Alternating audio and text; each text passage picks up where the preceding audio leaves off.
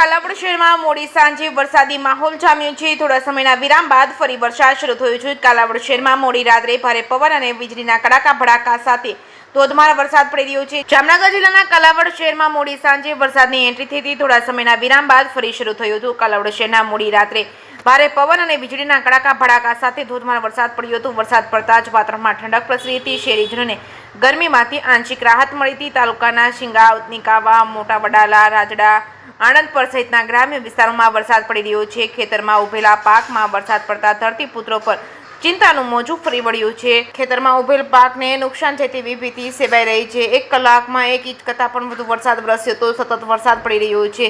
જાહેર માર્ગો પર ફરી વળ્યા છે વરસાદી પાણી। જે કેસની ગુજરાતી સાથે હર્ષદ ખંડેરિયા, જામનગર।